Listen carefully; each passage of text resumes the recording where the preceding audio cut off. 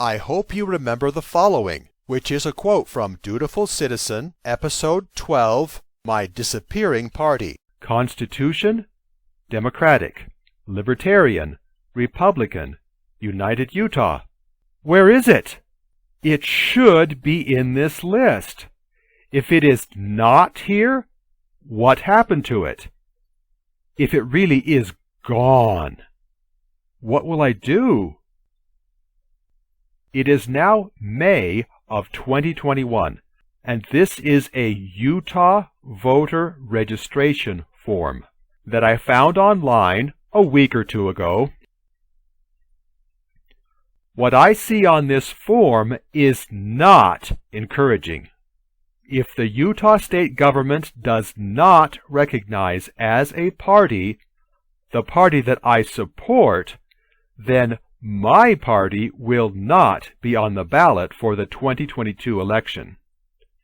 And its candidates will not be on the ballot.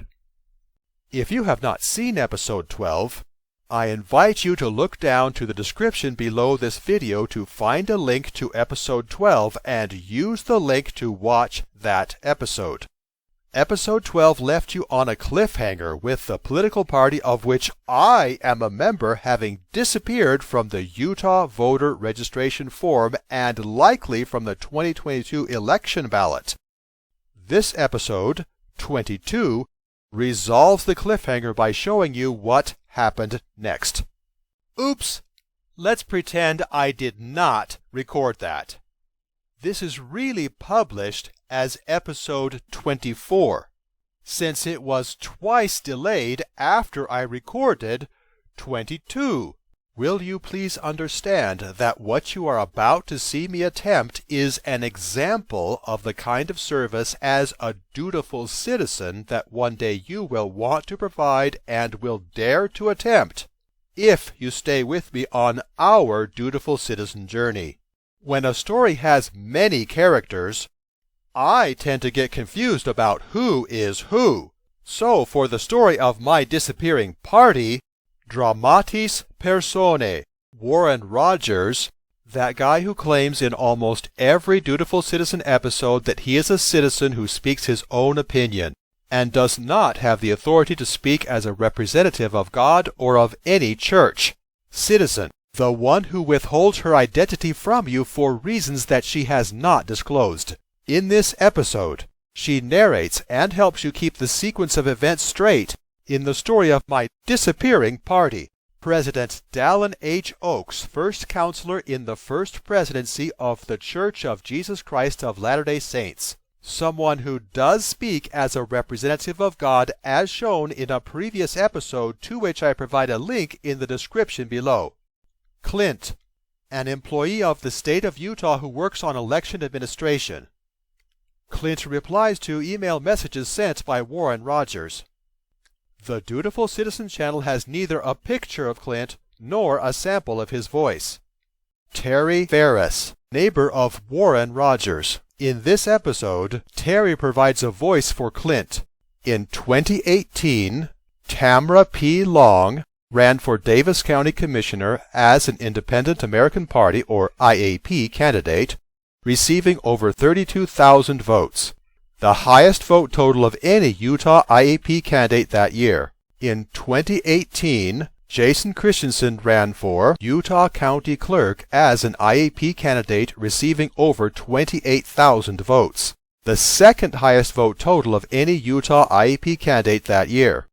In 2018, Warren Rogers ran for Utah State House of Representatives, District 68, as an IAP candidate, receiving over 290 votes. Never mind. In the April 2021 General Conference, President Dallin H. Oaks gave a sermon titled Defending Our Divinely Inspired Constitution, in which he urges citizens to serve in political parties and make their influence felt in other ways. Quote, "We should be knowledgeable citizens who are active in making our influence felt in civic affairs. In the United States and in other democracies, political influence is exercised by running for office, which we encourage, by voting, by financial support, by membership and service in political parties, and by ongoing communications to officials, parties, and candidates. To function well, a democracy needs all of these, but a conscientious citizen does not need to provide all of them. End quote. Later that same month, which was April 2021, Warren Rogers discovered the problem that his party faced, the problem that you have seen. Here is another quote from episode 12, My Disappearing Party. What would an ideal citizen do?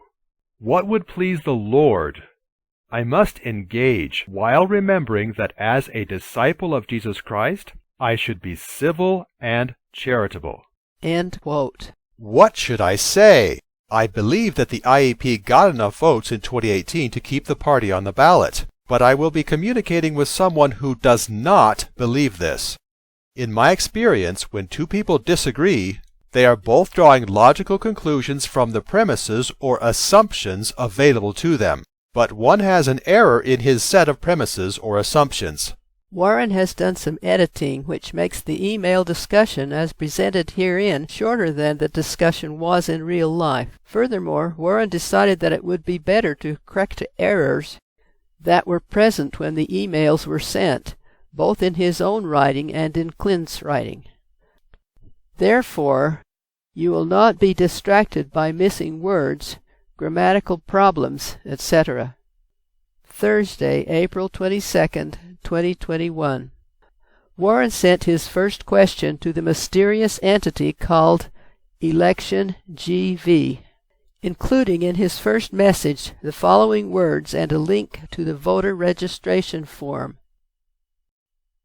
If you look at the voter registration form, to which I provide a link, you will see that in the section in which a voter chooses the political party that he affiliates with, various parties such as Constitution and United Utah are listed as options, but Independent American Party is not listed as an option. Why not? The Independent American Party lost its status as a registered political party with the state, so we removed them from the voter registration form. Let me know if you have any follow-up questions. All the replies I received ended with the following. Best, Clint. Therefore, I have learned that I am communicating with a person named Clint. I have also confirmed that the state government does not consider the IEP an officially recognized political party anymore. This is exactly what I feared was the significance of my party not being on the voter registration form. Before I had a theory. Now I know. April 26th. Last week, you told me that the Independent American Party, IAP, lost its registered party status with the state. How did that happen? Hi, Warren. The IAP lost its party status because it failed to receive the required minimum number of votes in the last two general elections per Utah Code. Wednesday, April 28. Hi, Clint.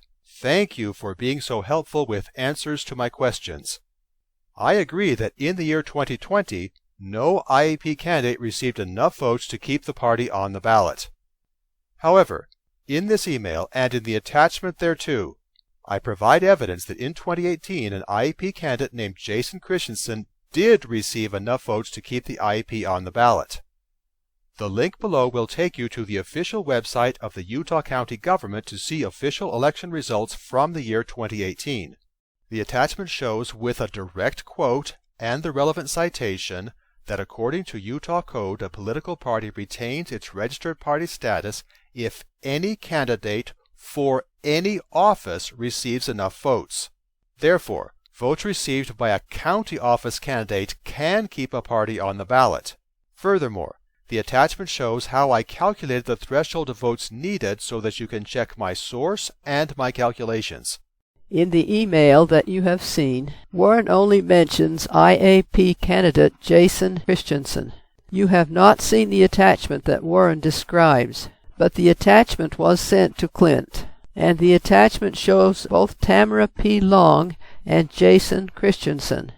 Warren, thank you for bringing this to my attention. I reviewed the information you shared, and I believe you're correct that in 2018, 2 candidates met the minimum requirement for the IAP to maintain their status as a political party. Those races were not included on the statewide canvass, which is why they were overlooked when assessing the party's status in November. Therefore, I will begin the process to put the IAP back on the voter registration forms and include them as an option on the voter registration portal online at vote.utah.gov. If you have any follow-up questions, please let me know. Since Clint wrote that he would, quote, start the process, unquote, I expect this to take a while. Since the corrected Utah voter registration form now shows the date of 6-1, which means June 1st, it seems that the process of which Clint spoke took over a month. Previously empty space now filled with Independent American. So, the party is officially recognized again. Warren, when you read the I think you're right email, how did you feel? Did that really work? Wow! There are millions of my brothers and sisters who live in Utah, and any or all of them might benefit from having Independent American Party candidates on the ballot. I am quite sure that as a citizen, this is the greatest scale of success that the Lord has ever bestowed on my efforts. If you engage as a citizen in the Lord's way, what success might the Lord bestow on your efforts? I thank everyone listed under Dramatis Personae for the role that they played in this story or in this report of the story. Dutiful Citizen Channel, Episode 22. Oops. Delayed. Episode 23. Then delayed again. So Episode 24. This was the most complex episode that I have yet attempted. It was the first time I attempted to include 3 voices. It directly quotes a former episode. Dutiful Citizen Channel, Episode 24. My party disappeared. Then what? Even before renumbering from 22 to 24. Had 618 files dedicated to it. These files contain things I included in the final episode, or considered including but decided not to, and many notes to help me keep track of it all. These files were contained in 318 folders. While the story this episode tells ends in triumph, the story of making this episode ends in relief. Finally, I stagger across the finish line. End